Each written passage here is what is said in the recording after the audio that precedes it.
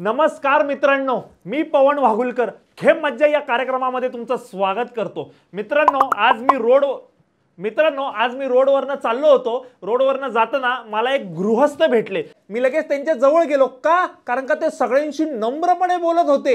नम्र वागत नाही, एवढं दाखवायची गरज नाही, नम्रपणे वागत होते, नम्रपणे बोलत होते। मित्रांनो, आपल्या कार्यक्रमामध्ये कधीच कुठलाही पाहुणा नम्रपणे बोलला नाही, वागला नाही, म्हणूनच मी त्या व्यक्तीला इथं घेऊन आलेलो आहे। त्याशी आपण चर्चा करणार आहोत, गुप्तगू करणार आहोत। नमस्कार सर। नमस्कार नमस्कार, कसे आहात? तब्येत वगैरे बरी आहे ना तुमची? बघितलं नम्रपणा, बघितला? हो सर। HIV वगैरे नाही ना तुम्हाला? विचारतो, विचारपूस करतोय। तुम्ही कसे आहात सगळे? तुम्ही कसे आहात? तब्येत? एक मिनिट, तुम्ही सगळे कोणाशी बोलताय तुम्ही? मी कॅमेराच्या मागे जे प्रेक्षक आहेत, 5 कोटी 10 कोटी जे तुमचे काही प्रेक्षक आहेत, त्यांची विचारपूस करतोय। हे बघा, तुम्ही त्यांच्याशी बोलू नका, ते ऐकतायत। तुम्ही फक्त माझ्याशी बोला, मी तुमच्याशी बोलणार आहे। आपला कार्यक्रम हा चर्चेचा आहे। त्या लोकांना 2 मिनिटं तुम्ही बाजूला ठेवा, ते फक्त ऐकणार आहेत आपल्याकडं। यस, माफ करा। माफी तुमची स्वीकारली गेलेली आहे। नाही, मी खुर्चीची माफी मागतोय, कारण का न विचारता, परवानगी न घेता मी खुर्चीवर माझं बूट ठेवलं। खुर्ची मला माफ कर, मी खुर्चीची परवानगी घेतो। खुर्ची, मी तुझ्यावर बसलो तर चालेल? थँक्यू। नाही, मी तुझ्याकडे एकटक बघितलं तर चालेल? कोणाकडं? मी कॅमेराची परवानगी घेतोय। सध्या कोण कुठल्या गोष्टीवरनं चिडेल काही सांगता येत नाही, सगळ्यांची परवानगी घेतली। यस, हाच माझा मुद्दा होता। तुम्ही आता पॉइंटवर आले। कोण कोणाबरोबर चिडल हे सांगता येत नाही। सध्याचं वातावरण हे फार सेन्सिटिव्ह झालेलं आहे मित्रांनो, त्यामुळे कोण कधी कोणावर कसं चिडल हे काय सांगता येत नाही।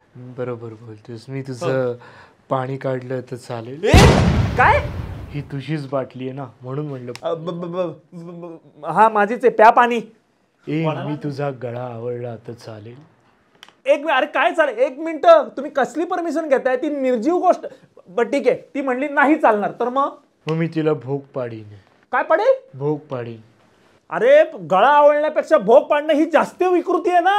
मग आपण तसंच करतो ना, कोण आपल्याला नाही म्हणलं की आपण जास्ती विकृत वागायला सुरुवात करतो। नाही, हाच पॉइंट आहे। पण 1 मिनिट, हे बघा, मी तुम्हाला एक गोष्ट सांगतो, तुम्ही स्वतःचा फुकट पांचळपणा, सांडपणा बिलकुल पण इथं पाजळू नका। अख्ख्या स्टुडिओमध्ये फक्त एकच हुशार व्यक्ती, ती मी आहे। आणि तुम्ही माझ्याशी चर्चा करा। आपल्याला चर्चेवर यायचं, मी परत चर्चेवर येतो। मला तुम्ही सांगा की तुम्ही व्यवसाय काय करता? माझा झेरॉक्सचा व्यवसाय।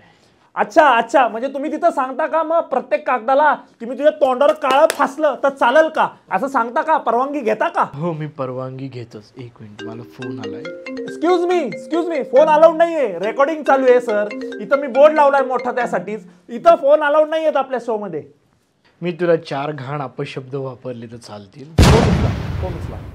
हॅलो, हो बोल बाळ। परवानगी घेतलीस? त्या मुलाची परवानगी घेतलीस? परवानगी घेऊनच उचलतोयस ना? ठीक आहे, मग उचल। ठेवतो फोन। मी तुला ठेवलं तर चालेल? राग मानू नकोस, यांना चालत नाही ना। नाही, एक मिनिट, मला तुम्ही तुझा जीव गुदमारणार तर नाही ना खिशात? ठीक आहे, थोड्या वेळच काढायचंय। ओके? नाही, हे कुठेतरी स्क्रिप्टच्या बाहेर जाते, हे फार ओव्हर होतंय, हे मलाही झेपत नाहीये। 1 मिनिट, मी परत पॉइंटवर येतो। मला तुम्ही एक गोष्ट सांगा की तुम्ही आता म्हणलात की मी तुला उचललं तर चालेल, त्याला उचलून विचारलं तर नक्की काय उचलताय तुम्ही? काय उचलताय? आम्ही शेट्टींच्या मुलाला उचलतोय। शेट्टींच्या मुलांना उचलताय? अहो, म्हणजे ही थेट किडनॅपिंग झाली। तो माझा सेकंड बिझनेस आहे, साईड बिझनेस, किडनॅपिंगचा। एक मिनिट मित्रांनो, सुरुवातीला मी जे तुम्हाला म्हणलो, माझा खूप मोठा गैरसमज झाला। मी माझ्या मुस्कानात मारतो, हा ढोंगी कानाखाली मारून घेतली, तुम्हाला लागलं तर नाही ना? हे ढोंगी आहे, हा माणूस ढोंगी आहे, हे सगळं ढोंगी नट आहे। मला तुम्ही सांगा, जसं तुम्ही म्हणलात की आम्ही मुलांना उचलतो, किडनॅप करतो, मग मुलं अशी तयार होतात किडनॅप व्हायला? हो, आम्ही त्यांची परवानगी घेतो ना। आम्ही त्यांना प्रेमाने विचारतो, बाळा तुला आम्ही फिरायला नेऊ? ते पण लगेच तयार होतात, कारण का पालक सारखं काहीतरी त्यांच्यावर लादत असतात ना। आम्ही त्यांना प्रेमाने विचारतो, मग ते पण लगेच तयार होतात। तुमच्या मुलाला किडनॅप केलं तर चालेल? पुढे वळूया, पुढच्या प्रश्नाकडे जाऊया। मला तुम्ही सांगा, हा व्यवसाय सोडून तुम्ही अजून रिकाम्या वेळात काय करता? मी रिकाम्या वेळात परवानगी घेत असतो। कसल्या परवानगी? मी माझ्या सदऱ्याला विचारतो, मी तुझ्या आत गेलो तर चालेल. मी माझ्या पॅन्टला विचारतो, माझ्या कमरेवर येऊन चिकटशील? प्लीज जरा हे रील कापताना व्यवस्थित कापा बरं का, नाही तर मला कोणतरी कापेल. सध्याचं काहीच सांगता येत नाही.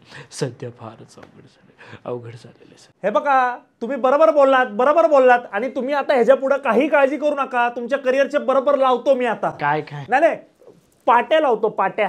हा हा हा. मी निघालो तर चालेल? हो चालेल. हो हो हो. मी तुझी 2 मिनिटं घेतली तर चालेल?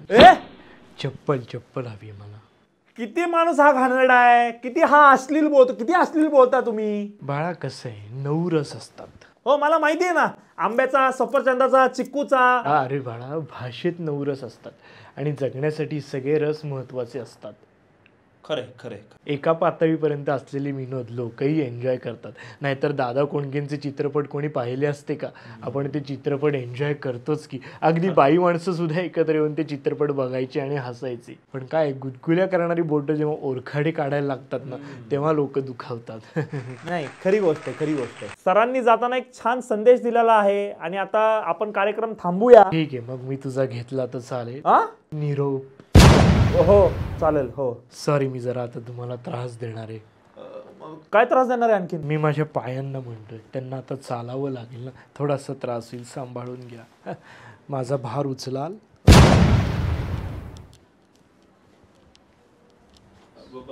ढोंगी माणूस आहे मित्रांनो. पुढच्या एपिसोडची वाट बघा. चांगल्या पाहुण्यांना घेऊन येतो. मी परत एकदा तुमची माफी मागतो आणि ह्या आमच्या शोला, आमच्या चॅनलला सबस्क्राईब केलं नसेल तर सबस्क्राईब करा, शेअर करा, लाईक करा. कारण का मागच्या सीझनचं पण पेमेंट अजून माझं झालं नाहीये. कदाचित यावेळेस सीझन मध्ये मागचं तरी कव्हर होईल. धन्यवाद.